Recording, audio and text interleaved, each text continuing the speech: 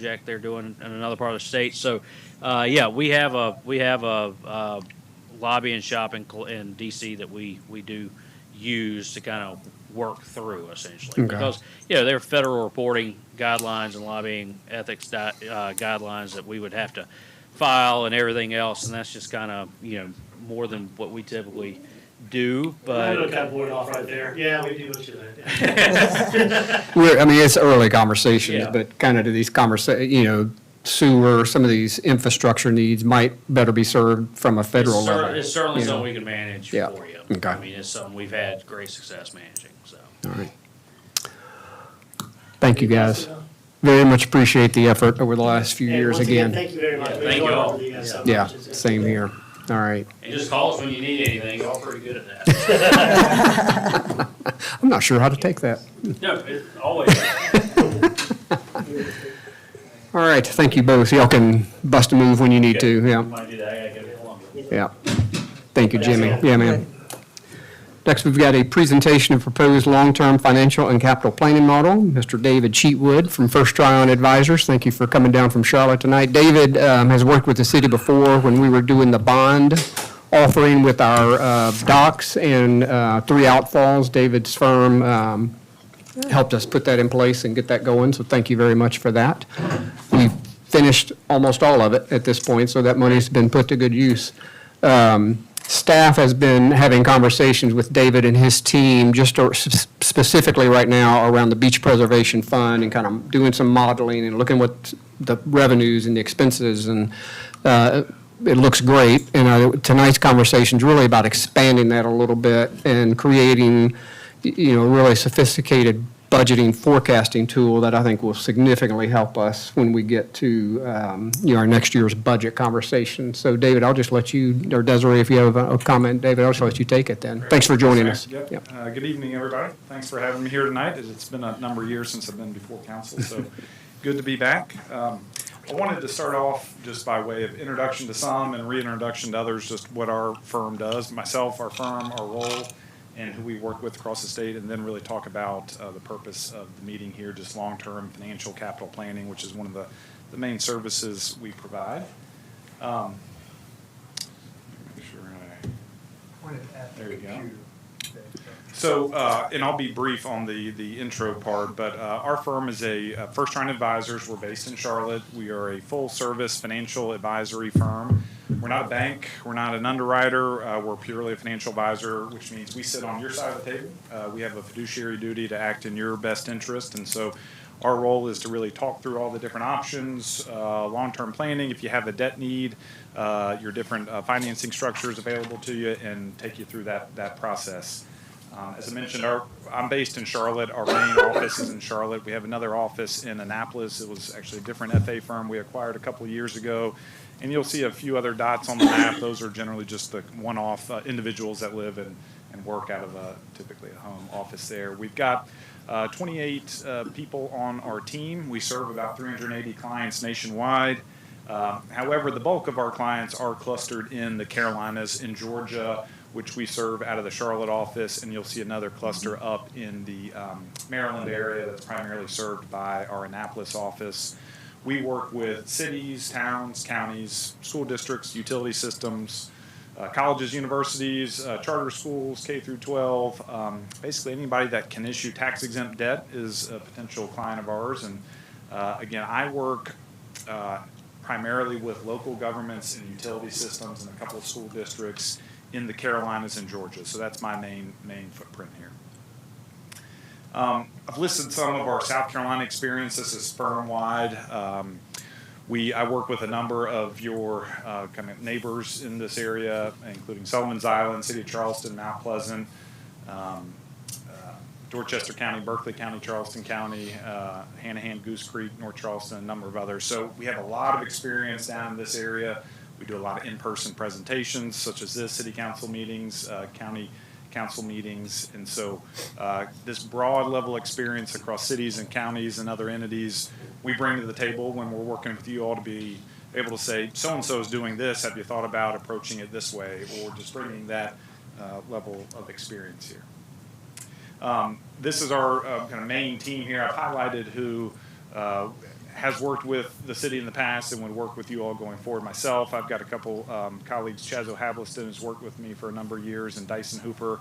And then Andy Smith, some of y'all may know Andy. Andy has a place here. He was a long-time BB&T and then Truist banker. He joined our firm about a year and a half ago. He still lives in Columbia, but comes down here often. And anything going forward with the city, he would be involved in as well. Well, David, real quick, Andy, for everybody's benefit, was involved from the banking side when we did the bond release. That's right. 3 years ago. In 2020, 21, Yeah. I guess, was it still BB&T at the time? Or Truist Yeah. was the lender on that one, yeah. And so just on that note, I did work with the city back in 2020 and 21 on the dock improvements and also the drainage projects there. Those on council may recall, we split it up into 2 series. We had a taxable series for some of the dock improvements because there was some private use associated with that. And then we had the drainage was the tax exempt series. But have a good history here with the city. Getting back to our general role of a financial advisor, we break it down into a couple of key areas here. Pre-planning, which is the main focus of today's conversation. We do a lot on the long-term financial and capital planning, understanding your short-term and long-term objectives and goals, help you evaluate different financing opportunities for any potential borrowing needs you have down the road. Out of that planning comes often a borrowing need, and so we take you through that process and help you evaluate, is it best suited for going to a bank and getting a direct loan from a bank, issuing debt in the public market. The city has not done that before, but that's always an option. Are there other alternatives like the state revolving? Well, actually, that would apply to your neighbors on the water sewer side, but potentially stormwater needs, USDA funding, basically helping you find the right market to issue that debt in and taking you through that process. And then kind of that ongoing service, which circles back to the pre-planning stage. Once you complete a transaction, we're looking at what do you have next? Let's refresh the model as you get in new information, new audit, new budget. And so that takes us into, again, purpose, long-term financial capital planning. And this is something where we spend a lot of time across the state with your peers doing this. You know, this happened more in the past, and it still happens some where an entity, one of our clients will come to us and say, we have this financing need, jump in, take us through the process, and we will gladly do that. However, we've started to get more upstream of that, start the transaction process to say, what do you have on the horizon, not just near term, but long term, so that we can help you plan that out. Because oftentimes when you come to us for a transaction, we may say, well, hey, you just did something a couple of years ago. If we knew you had this other need a couple of years down the road, maybe we would have done something differently. Or when we look at all your different projects out there, some of those fit better to be cash funded versus debt funded. And so trying to get that full broad picture is really important to us to help give you the best advice and make the most fully informed decision as you're evaluating your different projects. There are a lot of different ways we approach this. We are kind of model geeks at heart. We love putting models together, and we take great pride in them. We try to make them very interactive, very dynamic. They are Excel-based, and so you may hear Excel and say, oh, it's a spreadsheet. It is Excel, but it's a very powerful spreadsheet. A lot you can do in there, and we try to make it such that everything's under one roof. Any question you may have, and I'll take you through some examples of what you could put in one of these types of models here, but you've got it at your fingertips, and you're changing something, an input in one place, and it's flowing through everywhere.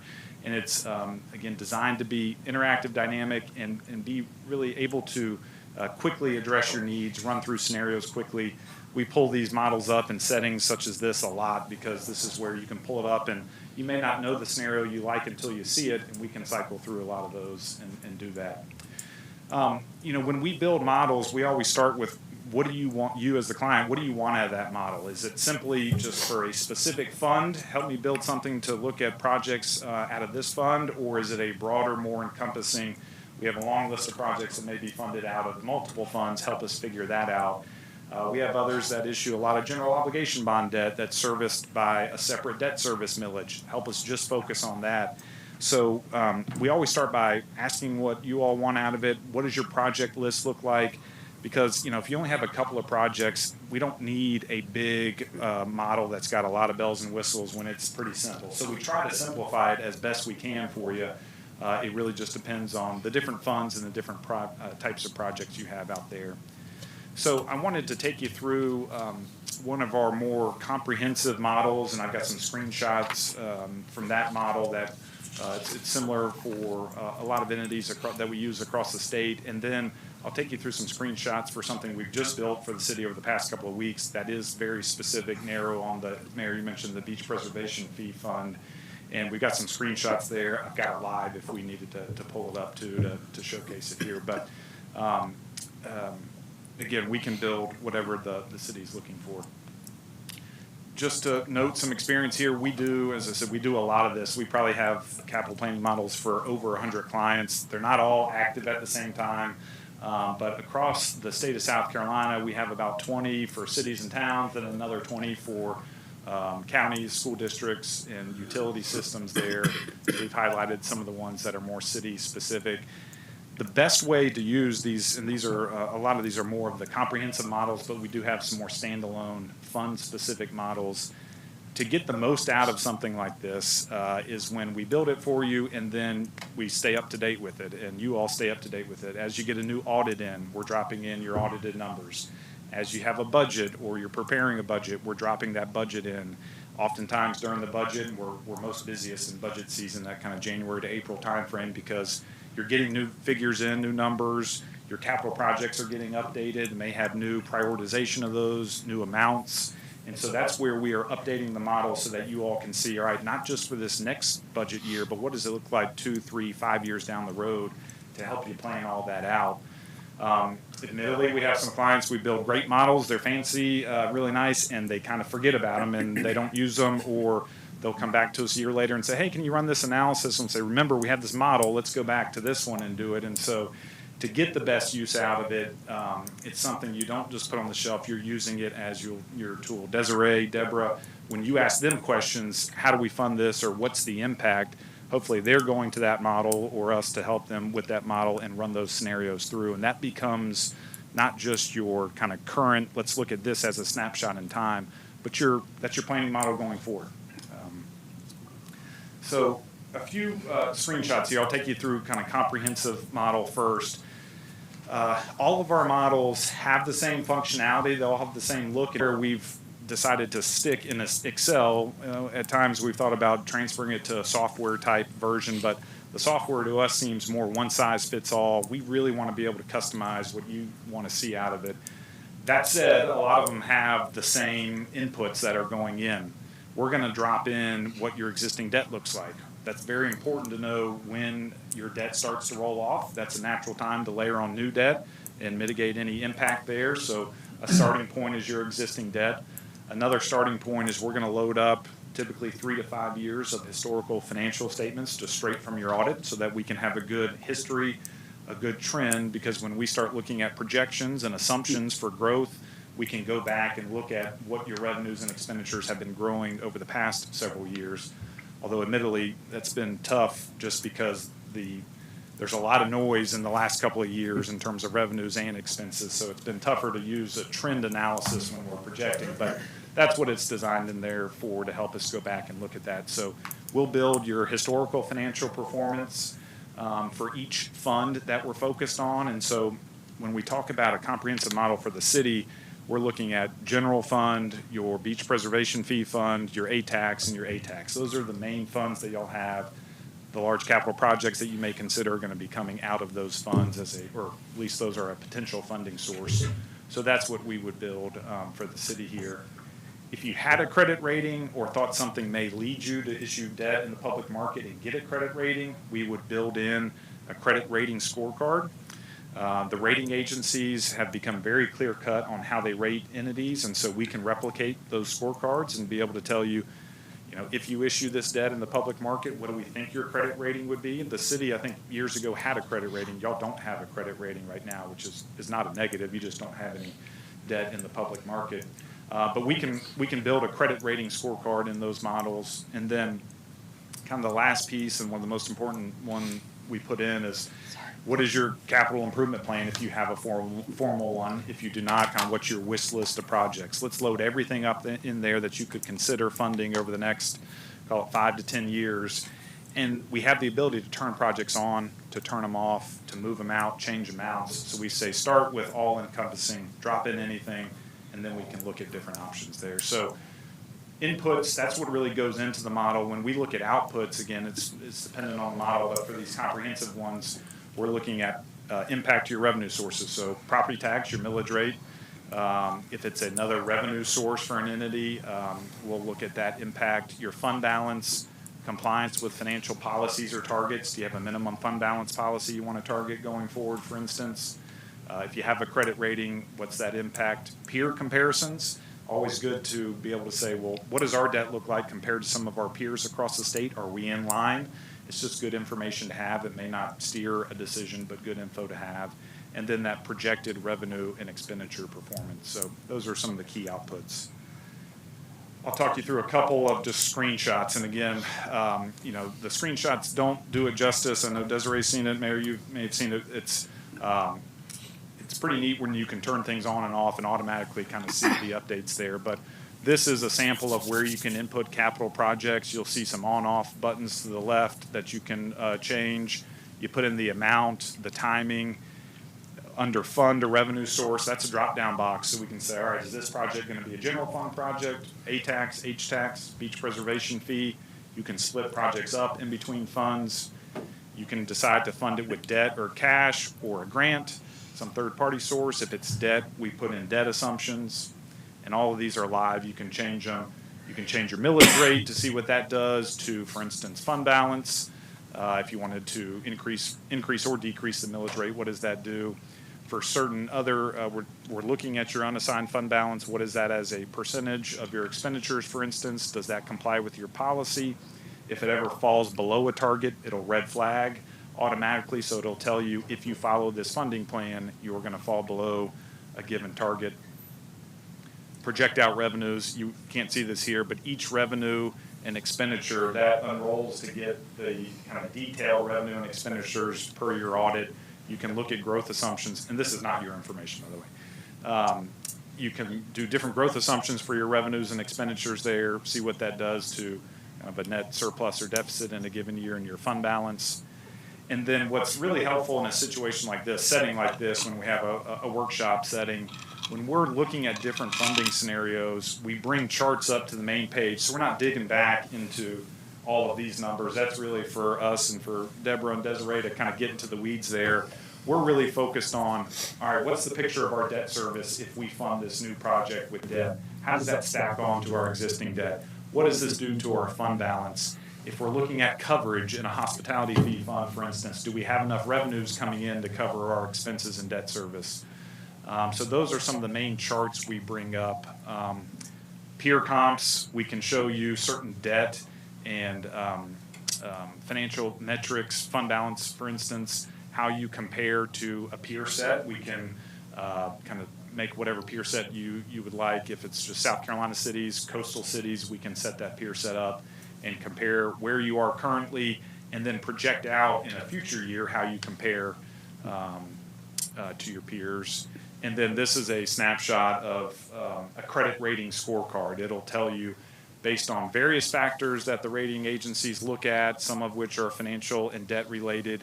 If you follow a certain funding plan, what could that lead to from a credit rating perspective? If you have an existing credit rating, it's a really good tool to say, how could a future funding plan impact your credit rating positively or negatively?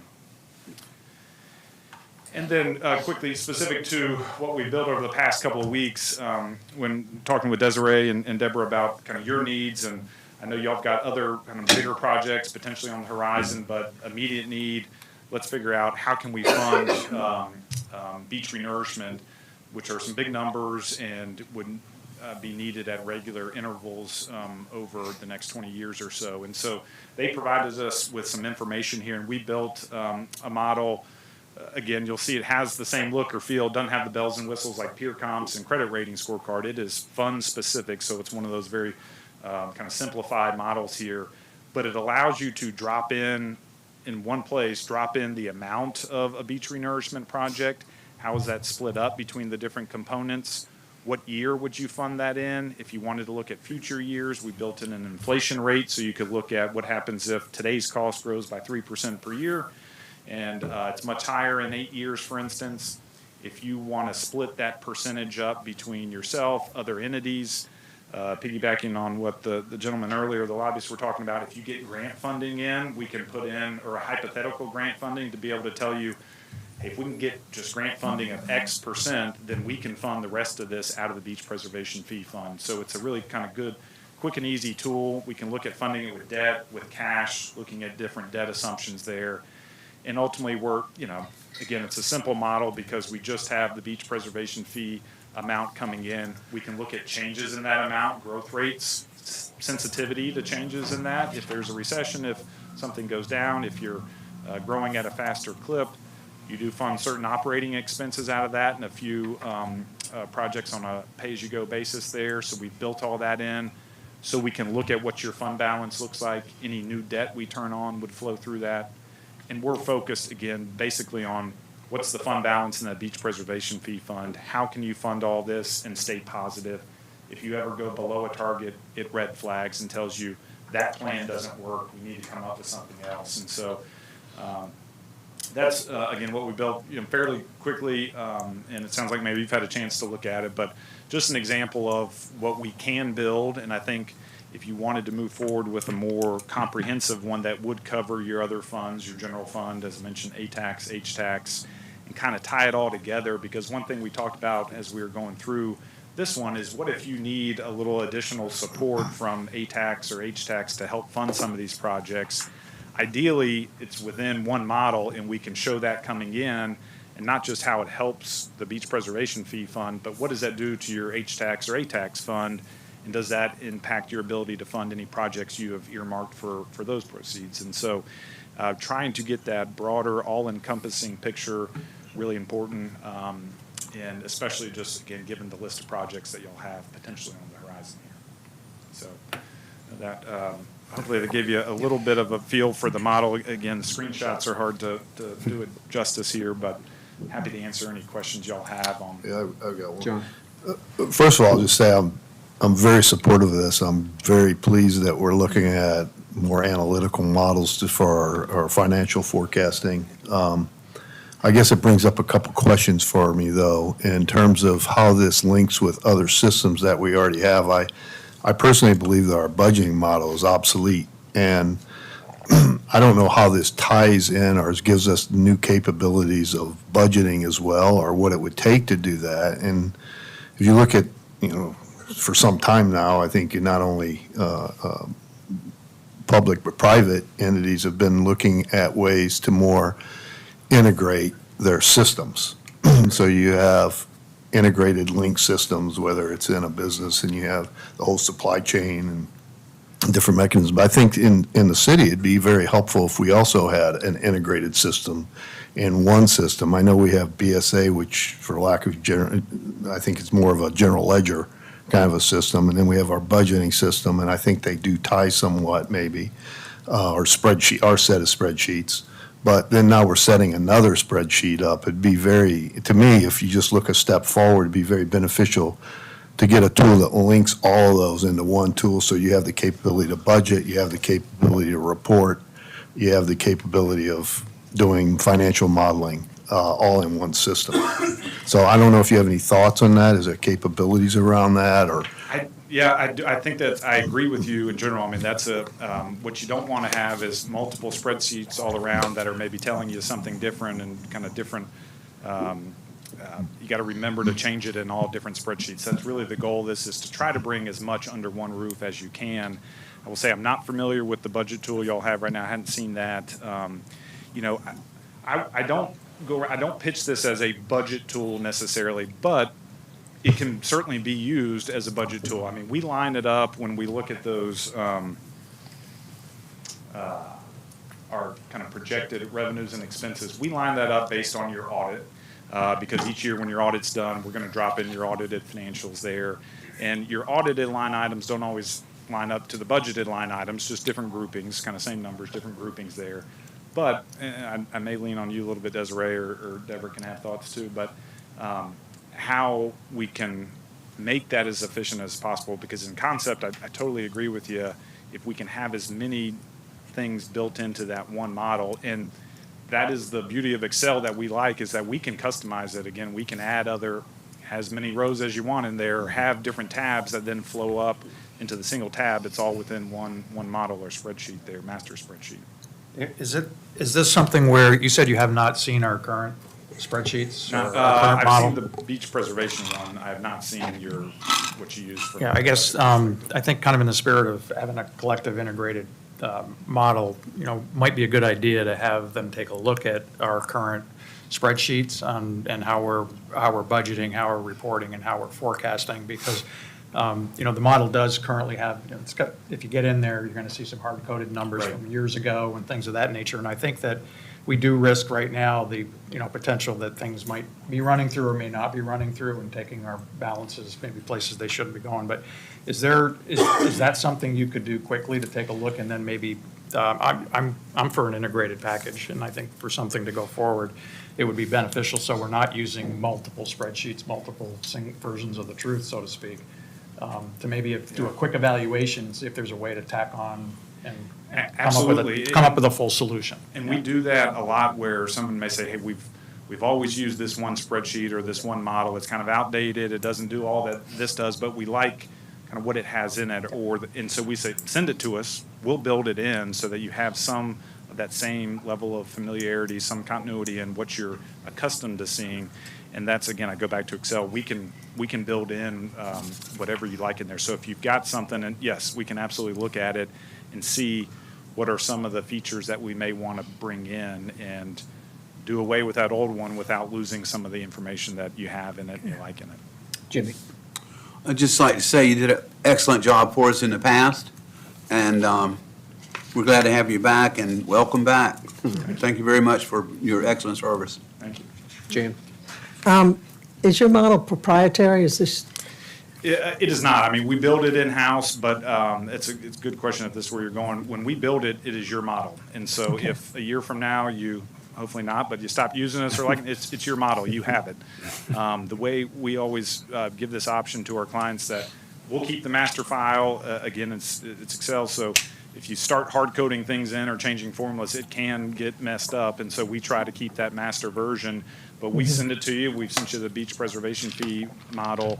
And if you all are comfortable with it and want to use it going forward and update it as you want, absolutely. And we have some clients that do that because they're very comfortable with Excel and updating that. Others will say, I don't want to touch it. I want you to do it. So let me send you the info. You do it and send it back. But once we build it, you own it. It's yours. We would love to stay involved as you're thinking about it, but we don't have to be involved on every update.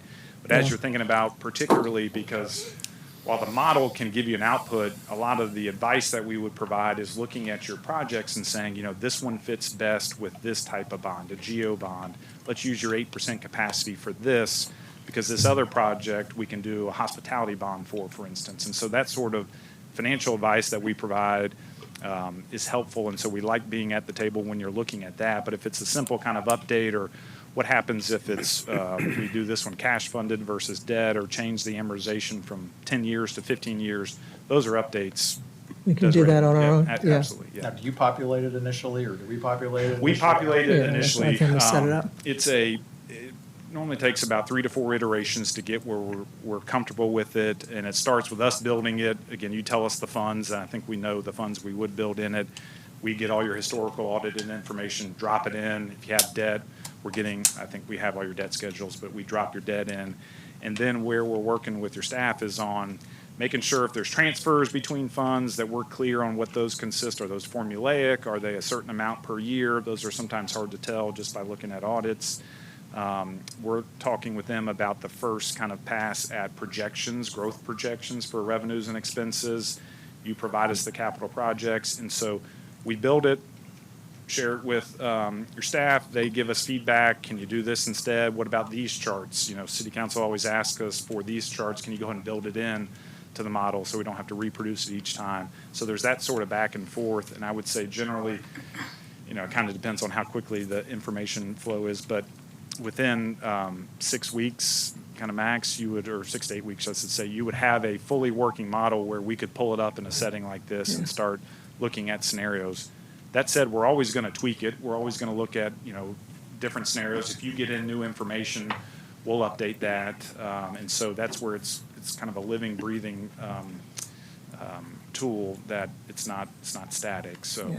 What I see it as is a long-term strategic planning mechanism that we could use with specific projects input. But where you would maintain that on an annual basis, but as projects go forward, City Hall, all of a sudden it's, 10%, 15% higher than we thought the estimate would be. We have to plug that in.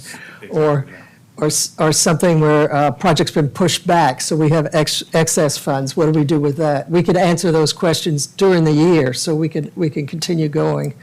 And then absolutely. each Right. year, we do the full reboot.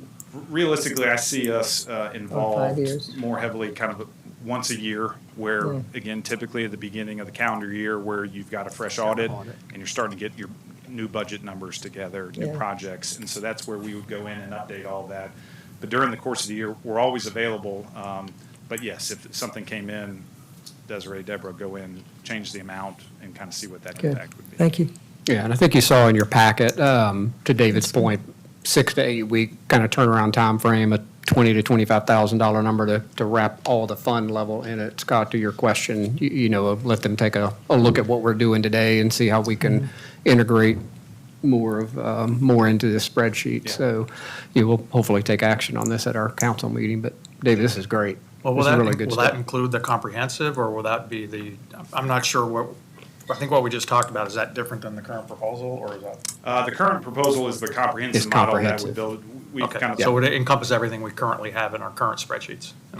It encompasses all funds that they would dump in. I mean, I think looking at our current spreadsheet would be a pretty quick exercise on Yeah, their I part think we would make sure whatever you like out of that spreadsheet is in in the current. model. Yeah. To make that answer, Scott? Yeah. Good. David, thank you. This is great. Yeah, Thank you. appreciate Thank you, you. everybody. Thank Yeah, I Yeah. think we need that.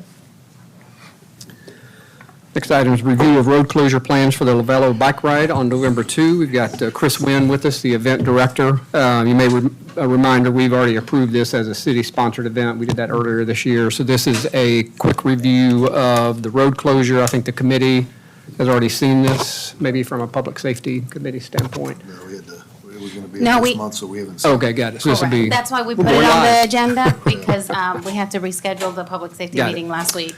So as you all know, the Lovello Bike Ride was approved earlier this year. It's been happening for the last 4 years.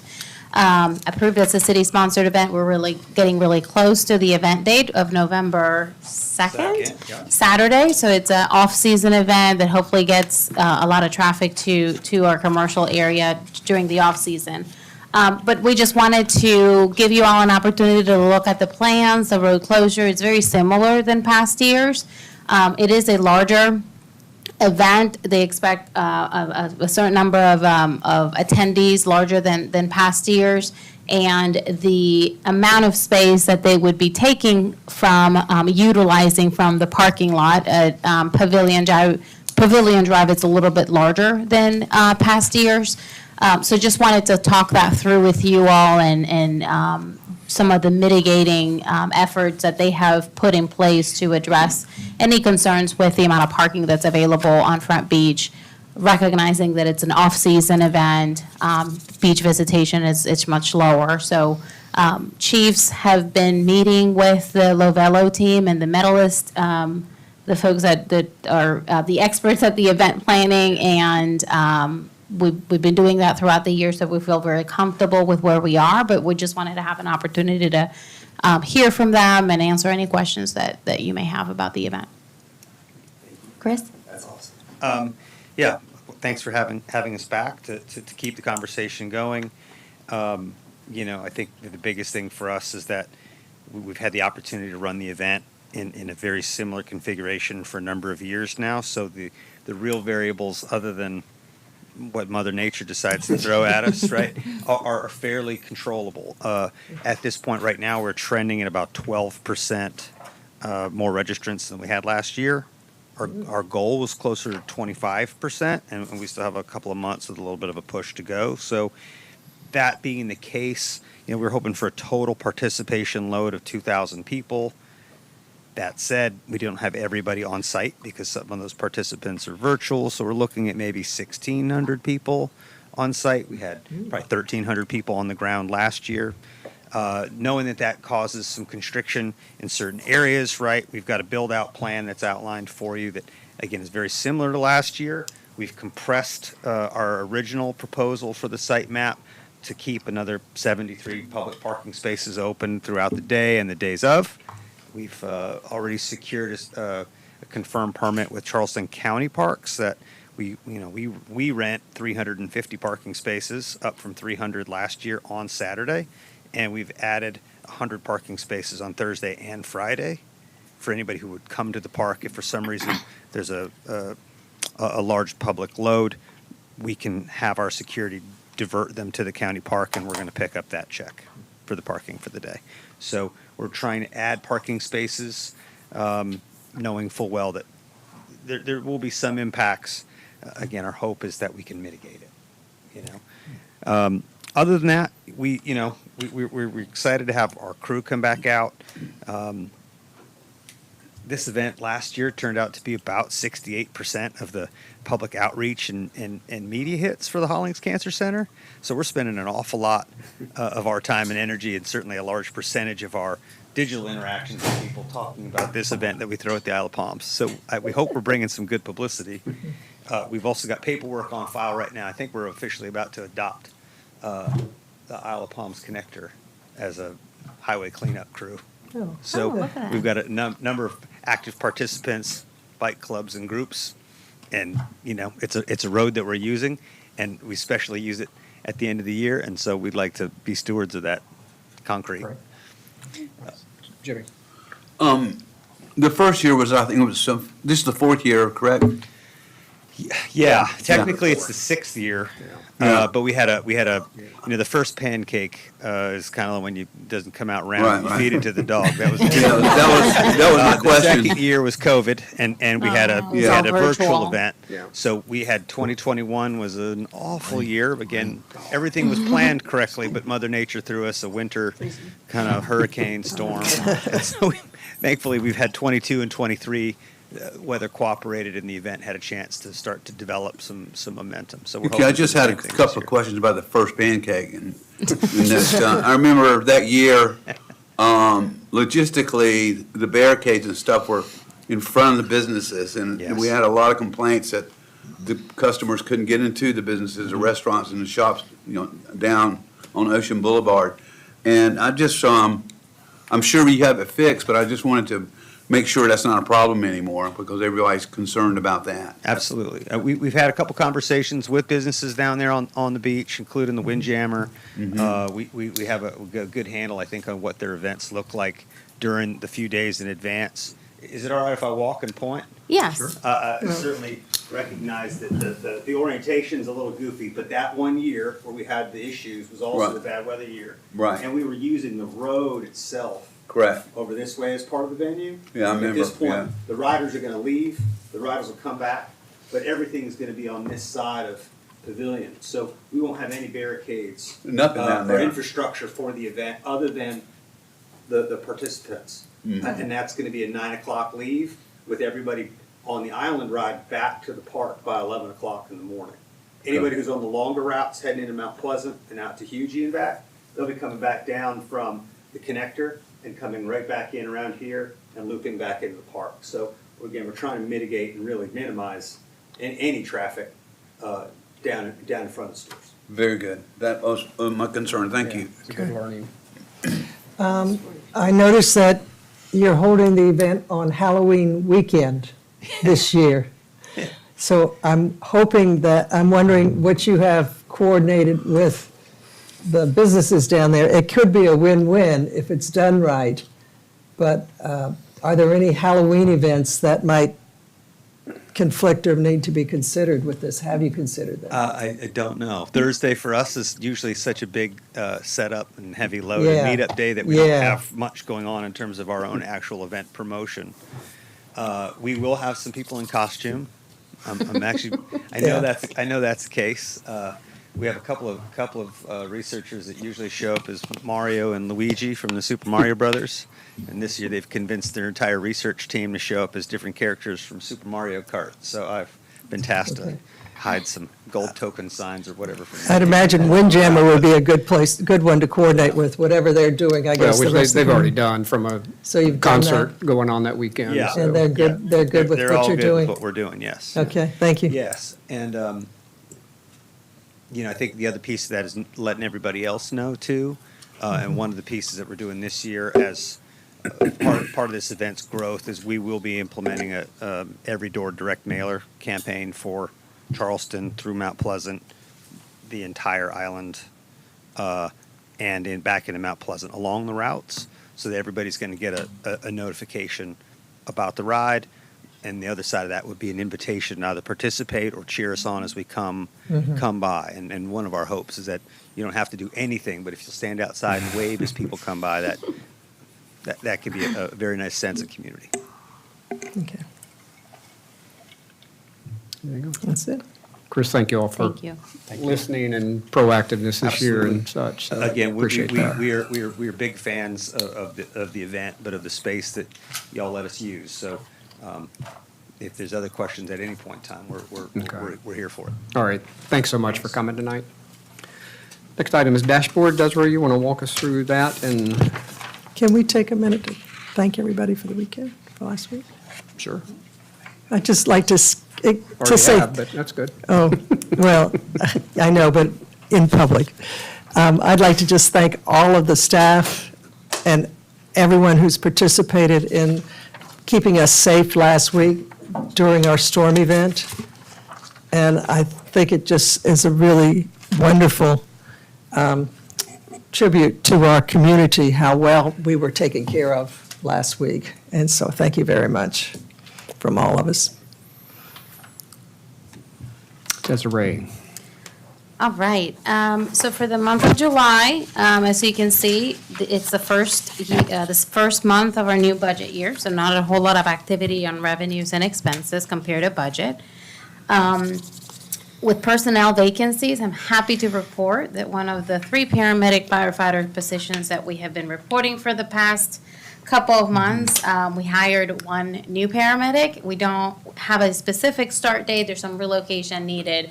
But we're down to 2 vacancies there, and we, as the chief had assured us, once the program went live, we anticipate more applicants being interested to join our department, and we are seeing that come to fruition since we went live last month.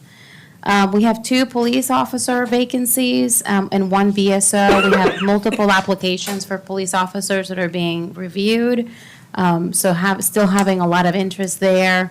1 BSO, we hired that BSO to become our new animal control officer, so now we have a BSO vacancy. We are winding down in the season, so we'll see if we can fill that. If not, we'll have 2 BSO to currently rather than 3. You can see the upcoming events. If there are any questions on those, let me know. For the police department charges, you can see that traffic continues to steadily go up compared to prior years. A lot of work happening with speeding mitigation. As you can see throughout the island, our police department moves some solar speed radar signs, hopefully to deter people from speeding. I'd like to think that that's the reason why the charges are not as high. People are not speeding as much, because you can see some of the other charges are increasing, particularly with drug-related charges, DUI, and other alcohol related charges. And livability too continues steadily increase compared to prior years. Calls for service in the police department a little bit lower compared to 2023, but generally flat. Same thing with traffic stops, and you can see there the increase in parking citations compared to last year. Fire department, calls for service continues to go up compared to prior years. In 2022, you'll see that big difference is due to the fact that it does not include any calls related to the automatic aid that we started in 2023 and have continued this year. So that's really the difference on that in that part of the chart. EMS and rescue continues to be the highest type of call that our fire department responds to. And you can see there the amount of calls that the city was called to respond to for automatic aid, those that were canceled and those that we attended to. The only other thing that I wanted to point out is we had a record year in garbage tonnage collected in July. The last year that we had significant activity there was in 2020, where same month we collected 415 tons. So you'll see there's about 100 in addition for garbage and about 100 in yard debris. So just a lot of activity on the island, a lot of demand. Building activity is picking up. You can see we are 7 months into the year, and there's been 18 homes permitted compared to 20 that we had all of last year. So we're seeing a little bit of activity picking up there that we'll continue to monitor. But that's good news, and you can see the construction value as well. Short-term rental licenses, you have a more detailed dashboard included that we've been including every month. So you can see that as of August 6th, we have issued 1,736 licenses.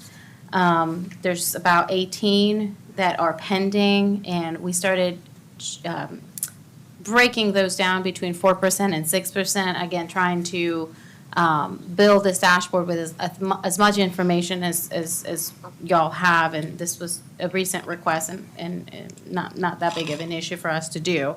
But most of the pending licenses, again, these have been applied within the last 60 days, but maybe an invoice has not yet been paid, and the total is 18, 16 being 6%.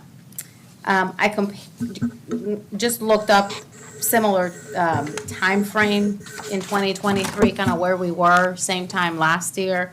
The report that we ran in August shows licenses as of August 18th, so a little different. You're about what 12 days. 12 days off.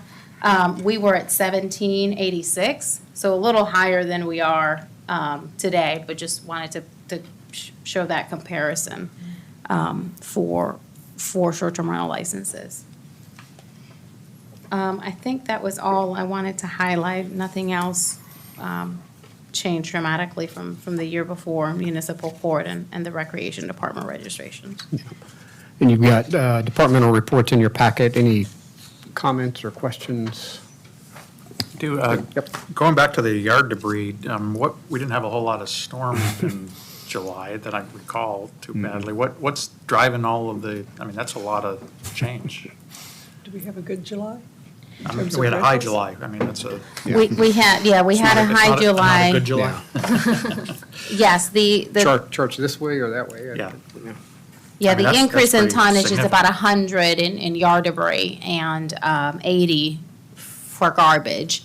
I asked Donnie, I think we just have a lot of activity happening. One of the things that we've been talking at the Public Services and Facilities Committee is maybe bringing to council some changes to the amount of yard debris that the city collects and potentially limiting that. So that's something that the committee is actively discussing. Is this the importing, Donnie? That's, no. The what, Scott? Oh, all right. Import. There is one footnote on the garbage. That garbage total is without the left half of Mariners Walk, who just transitioned to the commercial operation, so the actual tonnage Higher. should be right. Any insights on I know we're saying it's busier, but what does that mean? Donnie, why don't you take the mic, please? 'Cause we're paying by the ton. Yeah. Like I spoke to the administrator this afternoon, the month of July, we were ahead of the game, if you will, and we were, by Wednesday, had made the pass through the island.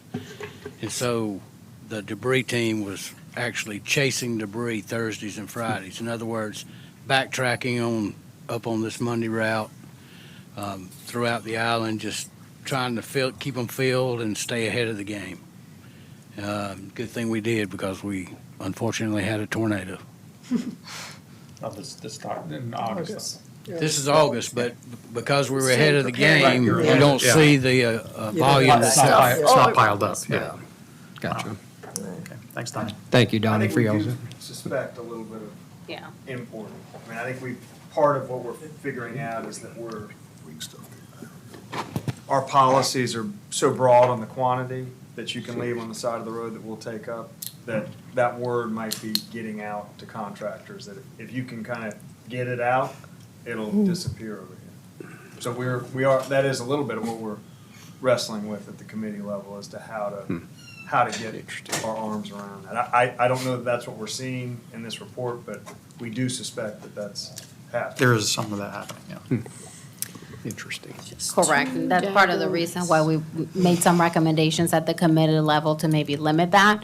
The last time the city looked at this was focused on limiting or requiring yard debris or landscaping contractors to haul off any debris that they generate on the island. The real issue is the volume, so even a full-time resident puts out 100 bags of leaves. That takes our public works staff almost a day to be able to pick that up. So we've been wrestling with how to create efficiencies for the public works department and ensure that yard debris is being picked up at a reasonable time frame within the week, and avoid having some of these piles lining up for several weeks.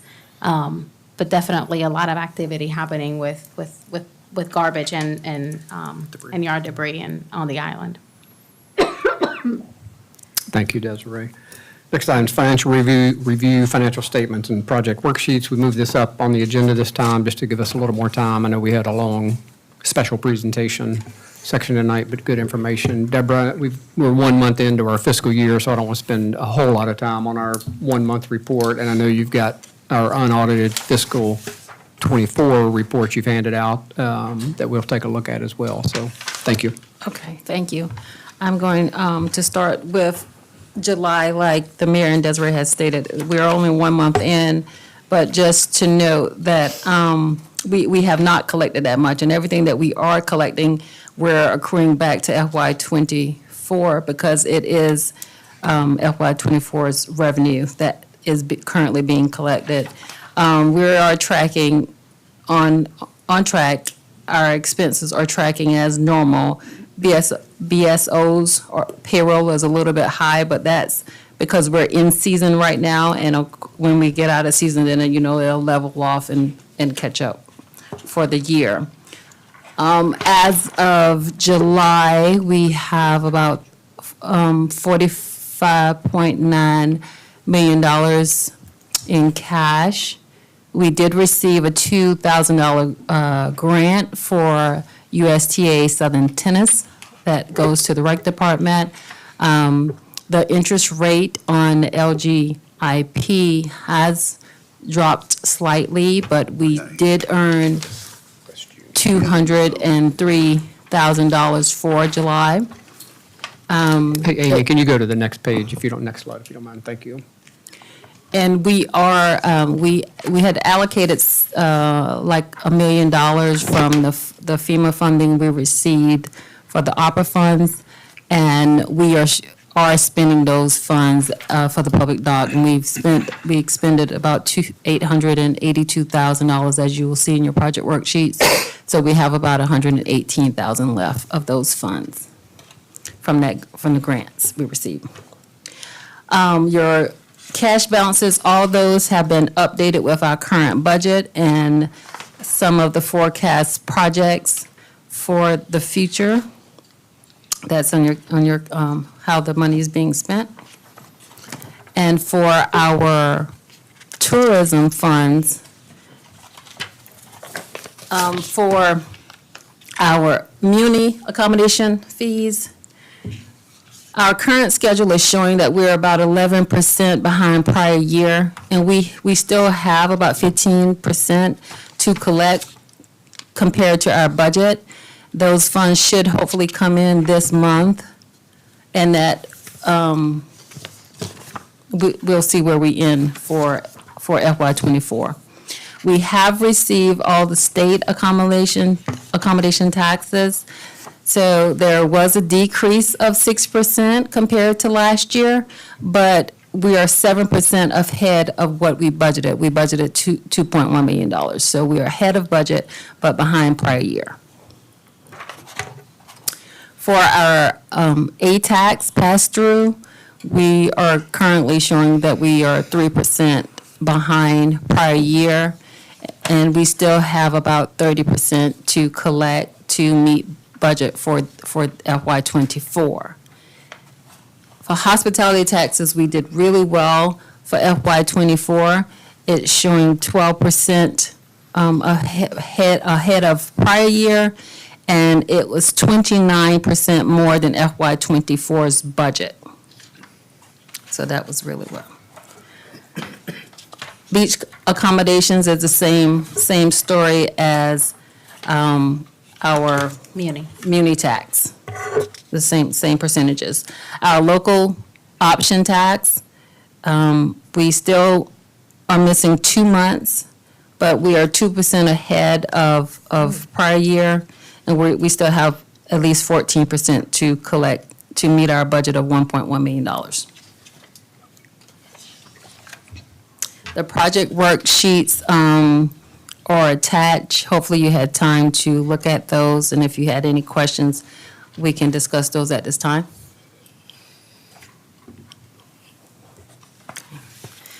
We'll go ahead and talk about our preliminary numbers for 2024. This is the sheet Deborah handed out that you have in front of you. I think Amy has it on screen as well. Go ahead, Deborah. Sorry. Okay. There you go. Yes, that's it, Amy. So our, for the general fund, our preliminary numbers show that our revenue should exceed our expenses by $1.1 million. Of course, we don't have all the funds in yet, but just from the actual numbers, we're already ahead. Our revenues are 15 million compared to 14 million, so we're already ahead, and we haven't received all of our revenue yet. This is, of course, mainly contributed to our property taxes, which are 7% ahead of budget, business licenses, which are 36% ahead, and rental licenses, which is 12% ahead. Parking revenue has decreased slightly. We did not meet budget, neither did we exceed prior year, and that's because this is the first year we've outsourced parking, but some of that revenue was captured in court fees due to citations. So that's why all other revenue has increased, because that's where the court fees are. And also, there's an offsetting expenditure. We had significant expenditures associated with the operation. All of that is now being paid out of the 24% that the vendor collects. So there's an offsetting there, but we are tracking down. Month of July for parking. Parking lot revenues was down compared to last year. We're looking at the weather. I think we had a lot of wet weekends over the month of July, and as you know, that dramatically impacts visitation and whether or not our parking lot is full. So we're tracking that. For this year. For expenses, general fund expenses, the largest expenses outside of the budget are, of course, payroll, which is a result from the wage study, and then our legal fees are a little bit over budget for FY '24. But again, these are preliminary numbers.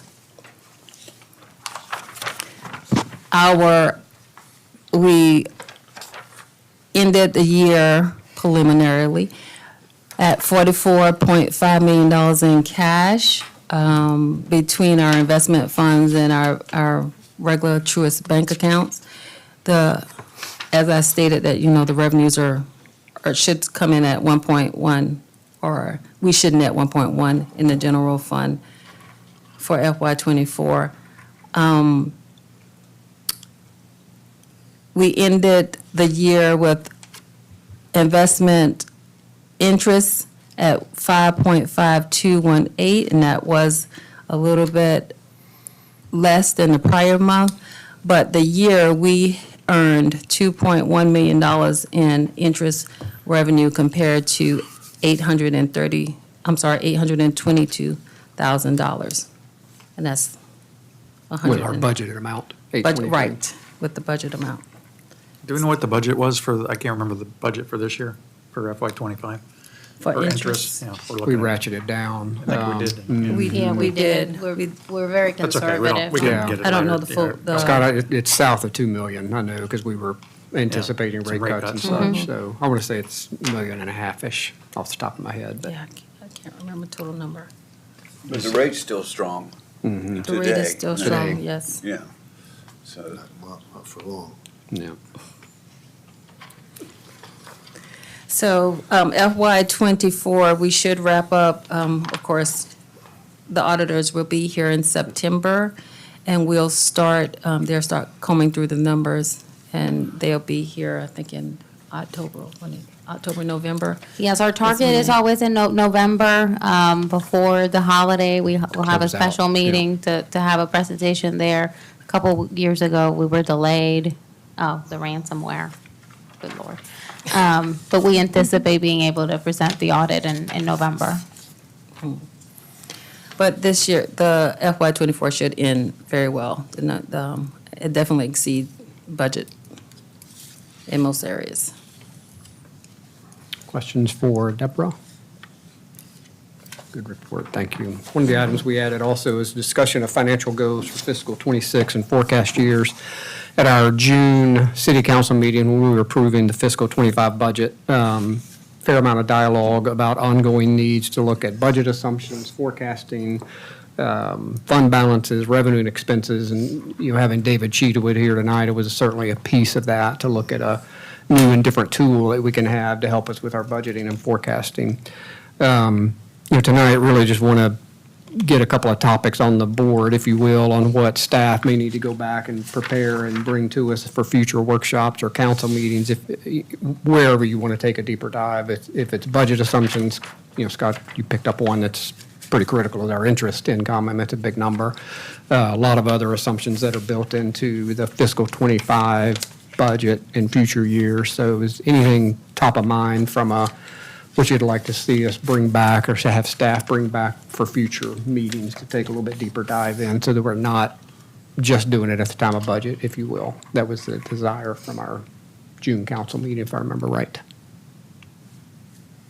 Anything top of mind for folks you'd like to see a little bit broader discussion on, instead of just a highlight or quick hit? Just one thing I noticed when you're going through the fund for last year, the fund revenue, is that, for example, on our state aid tax, which I think is down 11%, but it was, if you look at last year's season, I'll call it, it seemed to be positive.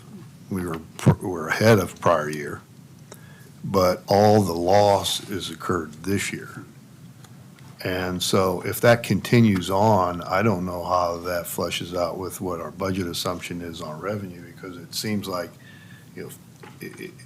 it would be down a lot more than 11% if it was on a full year basis this year. Should we put that slide up there, John, maybe take a look at it, or? You can. Amy, can but- you put, were you talking about the municipal? I mean, that was one. I mean, they all kind of They all- follow the Same same thing. Municipal accommodation tax and Shouldn't the have asked. tourism schedules. Well, and again, we don't have to solve it tonight, No, but just to it's- bring it's back, just- yeah. It just caught my attention that, Mhm. I think the assumption we had in the budget was a 10% There you go. off of this year. Yeah. And I think, Deborah, too, I know we're still collecting revenue and we accrue it back to June, but, some of these, well, almost all of these have a timing issue with them. And, if we're missing Wild Dunes or Palms or Sea Cabins or something, I mean, it makes a pretty Yeah. significant difference. I mean, that's a good one as a takeaway. What's our assumption built in? Are we is somebody behind on reporting and paying us? But looking at December through May, for example, we've got, 185 to 51, down to 51, 118 down to 76, 42 down to 36, 88 down to 52. I mean, and then it's really taken some dramatic hits. So that, yeah, I think we need to kind of stay on top of what are the most recent trends telling us, and do we need to adjust along the way, maybe? Yeah. Yeah, but if you look at the first part of the year, that factors in 11%. I mean, you look at August, it went, it was up from 314 to 353. And Yeah. September's up from 187 to 196. And No, that's what I'm saying. It's October's all front- 72 to 172. It's front-end So- loaded. Yeah, so. But our current Yeah. trend is not good. That's Yeah. right. Yeah. So it It's would more just- severe than. Yeah, exactly. Yeah. Part of that, too, is it depends on how many weekends are in the month, too, I imagine, so that on an annual basis, you'll get a better, It would level out a little. yeah. Yeah, and I think, Scott, to your point, too, Comparison. you look at June, from 183 to 117, I'm going to guess that's a timing issue on somebody has not paid, from a timely standpoint, but we don't know that, just looking at the numbers, to your point. So, Yeah, I mean, that's. that's one we can bring Are we back seeing for any sure. pricing pressures on the island as far as rentals? I mean, I don't know, Ashley, maybe you can talk to that. Are there any, or is everybody,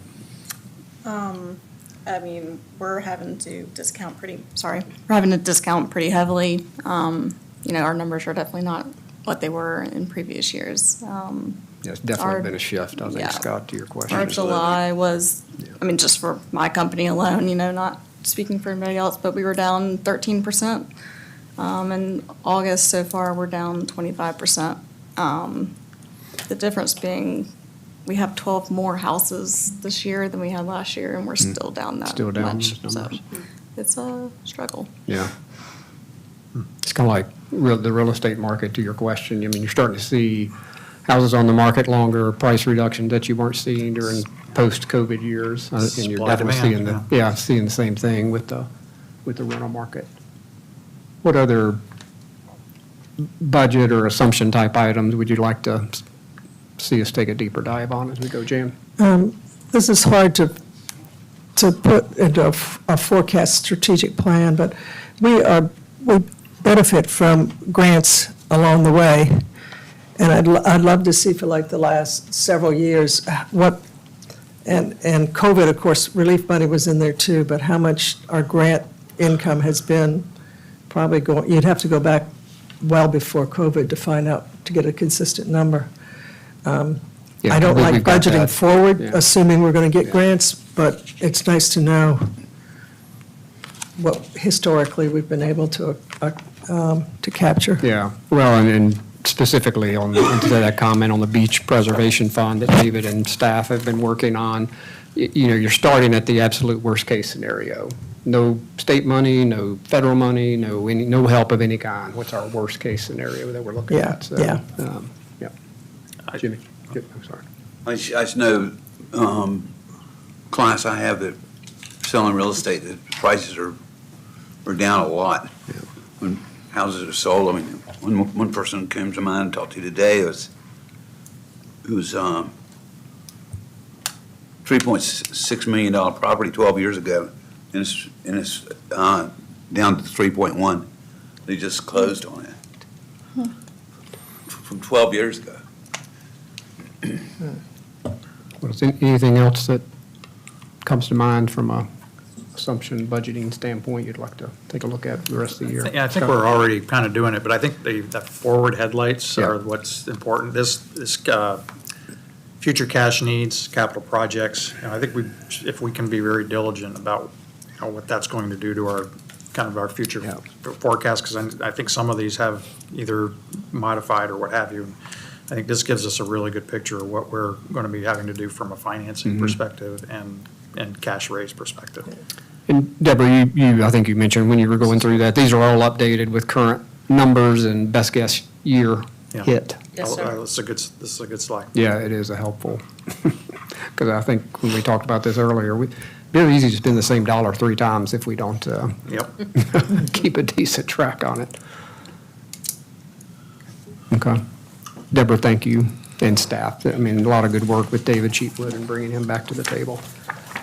Next item is procurement. There's a number of items here. We'll obviously vote on these at council meeting later this month, but just from an awareness standpoint, Desiree, if I can ask you to run through these and the report out to council items. Yes, the first two items, the mini excavator and the skid steer, would be for our stormwater management team under the Public Works Department. As you all know, past couple of years, the city has been very intentional about lifting and creating a sort of robust team in-house for dealing with drainage, and we're seeing a lot of the benefits of that work today and throughout the storm. Certainly, we were all very giddy going through the outfalls under the rain to see how they were working in some of our hot spots. Geeky giddy. It is. I never thought I would Yeah. be so excited about looking at an outfall. But it was good. I did, I know. I mean to tell you. But I did. We went to see all of them. So the mini excavator is included in the FY25 budget. It's a little bit over budget at 53,634. The skid steer in the amount of 62.5. It's not specifically in the budget. It came as an opportunity by the same vendor that we're purchasing want to purchase the mini excavator on. I've included a memo that in your packet that explains sort of justification of what we would like to have this piece of equipment. We have one currently that is heavily used in the Public Works Department. It is about 20 years old. It has tires, so it really has to be used in hard surfaces. This new piece of equipment would allow them to better maneuver that inside drainage ditches, to grade it, clean them up. So we think that we could do a lot more than what we're doing with that piece of equipment. And the price is really, really good for the quality piece that we're getting, and it is state contract pricing. We have $160,000 left from our bond proceeds for Phase 3 drainage, so this is going to be used for maintenance of the drainage project. So certainly within the scope of what that money needs to be used for, and our request and proposal is that it's funded with that amount. What happens if you don't use that money? We have to use it. Yeah, it's a problem. We have. Yeah, so we'll be down to what, 70-ish? Correct, Give or and we'll have smaller, what we call small but high impact projects that we can use this for. It has to be drainage related, which we have a lot of needs for, so that money's not gonna, Yeah, it won't be left good over. question. it won't be left over, but great question, yes. Item C, the Recreation Department has an SUV that it's used. It's slated for replacement this year, $1,300 over budget. It is a 2023, so it's an older model, so we're trying to minimize that impact there. Wait a minute, you say, is it 2023? Yes, sir. We're in 2024, right? Yes. So the SUV is? The one that we're getting is Oh, a the one you're getting. 2023 model. What is the model that we're, I remember Norma Jean held on to hers for a long time, but, Yes, I believe 2016, 2017. say 16, I thought. Yes. okay. Item D, we have, as you all know, we received last year a state budget allocation of $500,000 for the construction of 2 ADA boardwalks. We've identified 46 and 52nd at those two that can support the construction of an ADA boardwalk. And parking. And, yes, and associated ADA parking. We issued a request for bids. I believe I included in the packet, the bid tab. It shows the amounts we received from 4 different vendors. We are reviewing those for compliance with the scope of work, make sure our licenses are up to date, and we hope to be able to make a recommendation to council for award at your council meeting later this month. And then the last item under the report to council, under procurement, is a report, so items that are included in the budget that are under $25,000 and meet certain conditions, the city administrator as a purchasing agent has the ability to approve those. We just need to report those to council. So this is our effort at doing that, and the 2 UTVs that were budgeted for the police department were purchased. State contract pricing, under budget, both of them. And then a golf cart replacement for the recreation department was budgeted at $12,500. We purchased it for $9,400. And all of those items are being funded by either the hospitality tax fund or the state accommodation tax fund. Great. Thank you. Next item, Desiree, you can keep rocking. Capital projects update, that's in your packet. Yes, if you give me 1 second, my Yep, sorry. computer, I Yep. need to pull it up, but I have it. We've got Okay, great. Wi-Fi gremlins today, don't we? Okay, so Waterway Boulevard multi-use path, we have not yet heard anything from SEM DNR grant. Thomas and Hutton anticipates completing the design and starting the permitting process for that early September. So as you all know, they're working on the revised design with a foot higher in elevation, so increasing the level of protection for that project. Thank you, Douglas. And again, permitting should start, as y'all know, we're looking at 12 months at best with permitting. So we'll speed that up, and we may need our lobbyists' help and our state Appreciate that, representatives to try to get that sped up. And Desiree, just real quick on this one, because it's for all the stars to align and life to happen properly. I know we're coordinating, and Thomas and Hutton is working with the golf course. Correct. Timing of redo and helping us out with the berms and protecting the homes and roads in that area. That is correct. We have a meeting later this week with our engineers and Wild Dunes to coordinate all of that. But yes, this is all needs to be buttoned down and has to happen at the right place. And it's the only opportunity we have to elevate the level of protection across that whole section. So it's certainly a benefit to the city to coordinate it with them. Sorry. I mean, it's ridiculous that our permit is a 12-month process, but, I mean, Wild Dunes is going to have to apply for some type of permits as well because they're in the same area. I mean, is it also a 12-month? Are we kind of tracking at the same? I think it would be do you know? concurrent. I don't Okay, think it would be 12 months for them and then Right. 12 months. But I mean, for- they wouldn't get a permit in 2 months because it's a little bit different construction project where we're still sitting here waiting 10 months later for something. They are expecting to go to work before 12 months, so we do need to coordinate that.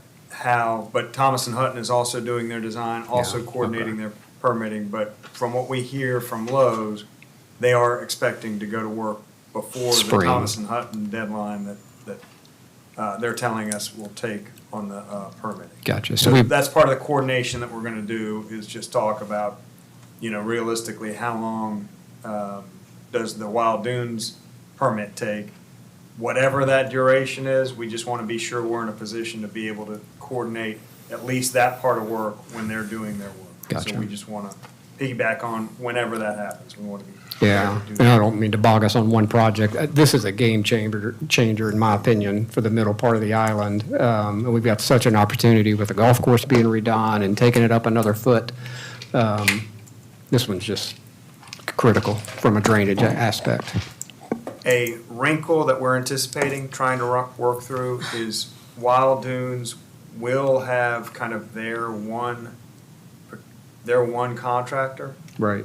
Our procurement code will bind the city to selecting services in a certain way, so we're gonna have to work through that. That's kind of a thing that we're trying to forecast and anticipate of Gotcha. how the city can just tack on to their chosen contract. Gotcha. Sorry, Desiree. This one's critical. I know, it's one that's been in place for a long time, so we're excited about all that progress. Now that we completed Phase 3 drainage project, which hopefully we'll have a ribbon cutting soon, we had to reschedule it from last week. We are gearing up to start the work on Phase 4 drainage, and this is the project on Palm Boulevard between 38th and 41st. Design is in process. Thomas and Hutton is anticipating being ready for permits in several weeks.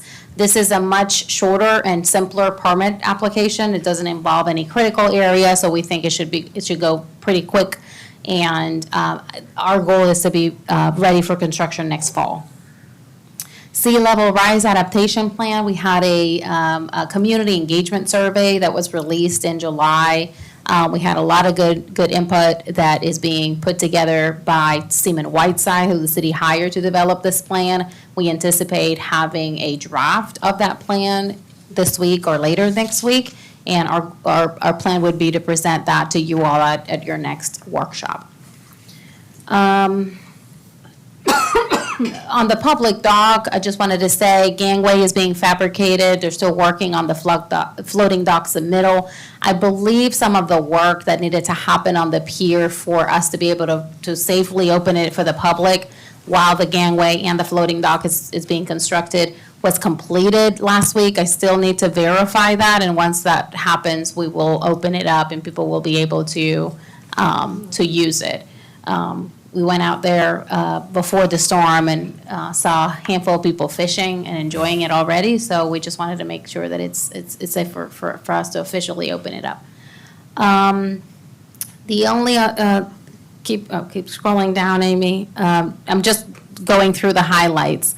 On the beach maintenance and restoration, as you know, we had to do some emergency scraping after the storm last week in the 200 block of Ocean. That was done, as you all know, council approved last month the purchase of 800 sandbags from a section of of Ocean between 104 or 108 to 304. 130 to 304. And those sandbags were delivered to the contractor early this week. They are being filled, and we're looking at about a week before our contractor starts putting them out there. So we're excited that that's going according to the schedule that we presented to you all last month.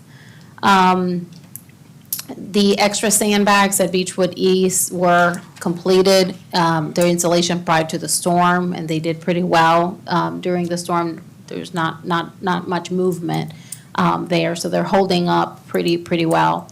I had a meeting with the Army Corps of Engineers yesterday, and they indicated that the storm is not delaying any progress on their beneficial use project, which I was really happy to hear. They anticipate starting the sand placement at Sullivan's this Friday or this weekend. And after they start at Sullivan's, the projection is 6 weeks before they start mobilizing to Alapalm. So we're still looking at it final week of September, first week of October, barring any future potential delays due to weather. But the dewatering work and the clearing work is going well. So as of yesterday, the contractor does not anticipate any changes to that schedule. On the sandbags from Beechwood East, we did receive the permit from the state today, which was good. So something that we needed to have in hand before we start placing it. On Breach Inlet, yes, thank you. On Breach Inlet. So we received the permit. We're processing the escrow payment. We have to give a check to OCRM for the cost of removal. So we're processing that. They should have it later this week. We're still waiting on the permit for the supplemental work that we want to do after the sand is placed by the Army Corps of Engineers. Initially, they said we should have it by mid-August, so we're waiting on an update for that. The city did issue a request for bids last month to secure a contractor to do that work. We only received one bid, and this is from the current contractor that is doing the sandbags and doing the emergency scraping. So we are evaluating whether or not to rebid it and get additional bids, or we want to understand the reasons why maybe some of the other contractors did not bid for this project. So, and we are coordinating this work with Sullivan's Island. They are too planning to do additional supplemental work on their end. And our procurement codes would allow us, if they do a bidding and they have favorable bids, we can piggyback and we don't have to do the same process again. We can do that. So we're coordinating that between both communities, and it's really helpful that Stephen Trainum is working with them as well. So there's an ease there. Let's see. On the other projects, there's really been no update from last month. On the City Hall renovation, as y'all know, the City Council hired Trident to do a building assessment of City Hall and develop some options for the city, knowing that this building would need a lot of work.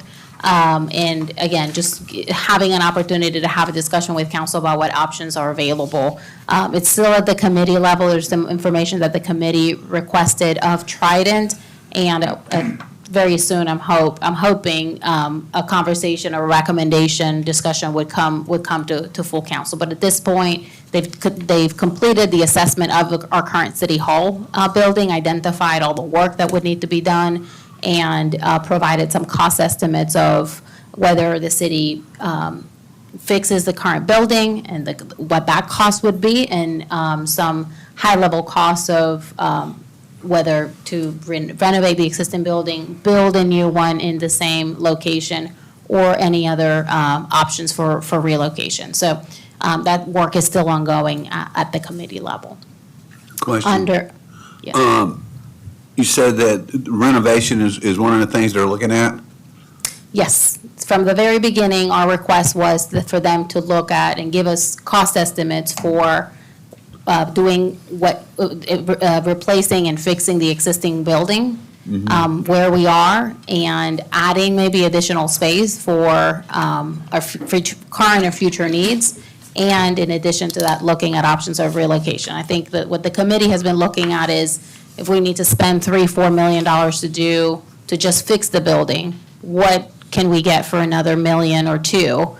And, how does that compare to one another? So that's kind of the conversation that the committee is currently having, is looking at those options. Okay, so if we're going to move to another location, that would be from, if I'm picking up the numbers you just stated, somewhere between 4 and 6 million?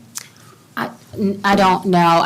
I think it depends. I don't have those figures The in options they front of me. presented, Jimmy, were probably 7 to 8 on the low end of the new building, and then you put financing costs on top of that. So Okay. I think we're looking, and correct me if I'm wrong, other committee members, but I think that the contractors and designers that came in were pretty much recommending that we don't pursue the renovation because of the age of the building and the way it was structured back. It's built like a house, kind of a thing. And that Right. if we put all that money into it, we're going to end up with a nice wrapper on old bones, and I don't know that we really want to do that.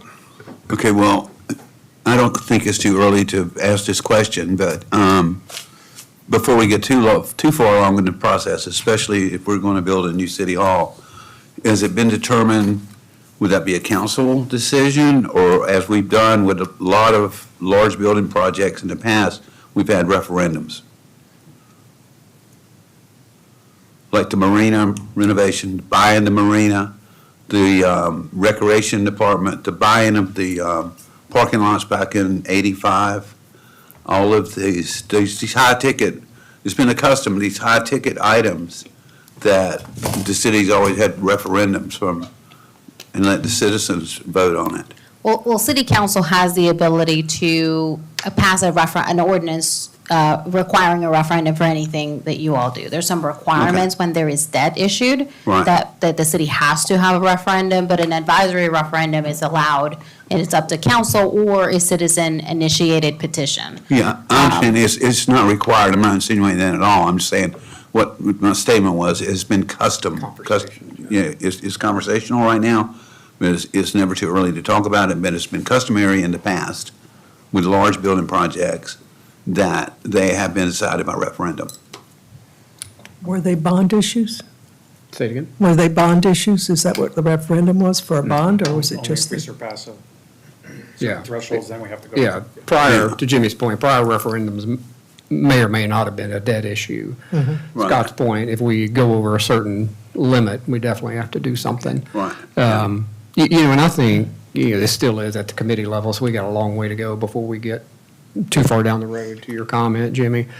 If we, whatever we wind up doing, my hope is, we'll include some meeting and event space in the new building to help offset some cost. And, we've talked to other cities, Greer and other places that have done that and have a pretty full slate, of scheduled events. If money was no object, I'd love to put some workforce housing on this location to help out, from a public safety or employee standpoint or other workers on the island. I think that would just be a real home run for a lot of folks. So I think there's a lot that would go into, it's tagged as a new city hall renovation. But if you could have all the moving pieces and parts happen at the right time, kind of like the waterway project and all the stars align, it'd just be a real nice win for a lot of reasons if we could pull a multi-use facility off, some workforce housing off, but again, we're a long way from a decision, but good Right. question. Thank you. And the only other update is we approved the design for the 21st Avenue sidewalk repair and extension project, so we anticipate that starting first quarter of 2025, which is a CTC-funded project. Desiree, I just want to hit real quick, the undergrounding, that'll hopefully happen shortly after Labor Day. I know there's been community chatter around this topic. This has been a focus for 2 councils now to get some underground wire lines happening. In 3 years, we've gotten one tiny little spot on 21st done, and that's not a shot at the city at all. Not for lack of trying. Not for lack of effort. Dominion's resources decked against this work is abysmal. It just moves at an absolute snail's pace. Now we've got another, our second very small line at 14 getting ready to go underground at the, right after season, but it is not for lack of effort. Man, we have been pushing very hard to make this happen, and it's slow, very slow. And another thing to keep in And mind. frustrating. Did I mention that? Is that coming through? Yeah. Well, considering that, I believe Dominion, if my understanding is correct, Dominion Energy only has one engineer Right. working on all projects. Yeah. Let's not mislead the public. They have a lot of engineers. That's for right. this On this NPDES, non-standard service fee fund, which covers 50% of the construction cost of undergrounding projects. They've started hiring and outsourcing some of the engineering, and I think that is going to help with some of the backlog that they have on projects. But really what is driving this is the cost.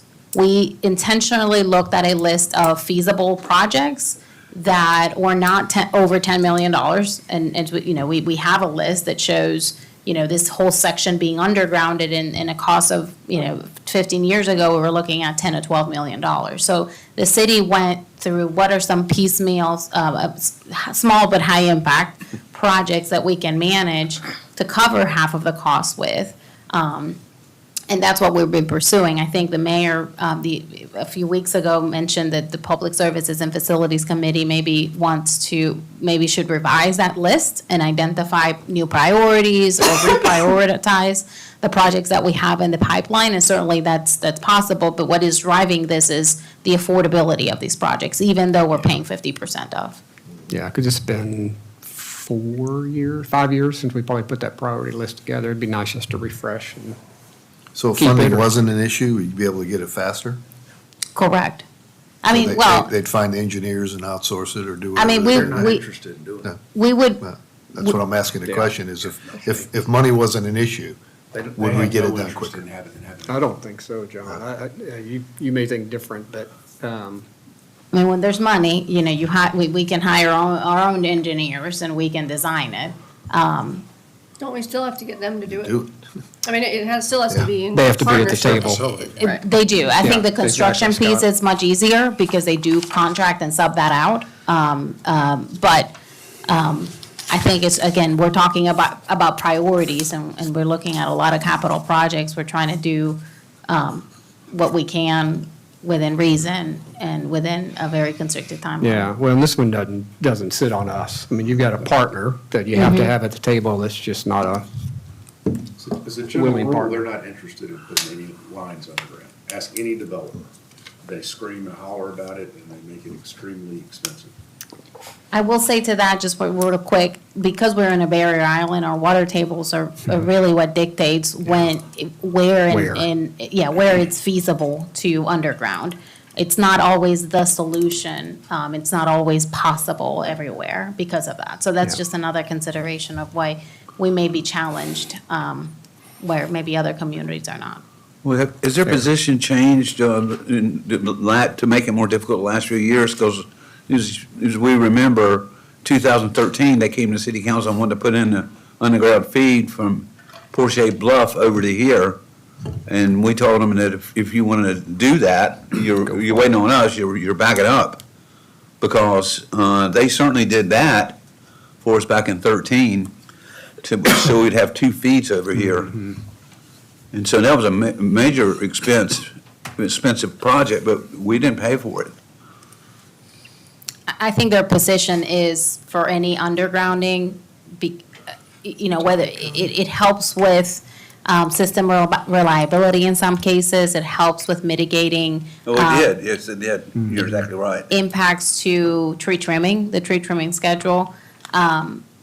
I do believe that their program, unless that has changed, it's using the non-standard fee, service fee fund, and the community's paying for 50% of that share Right, okay. of that cost.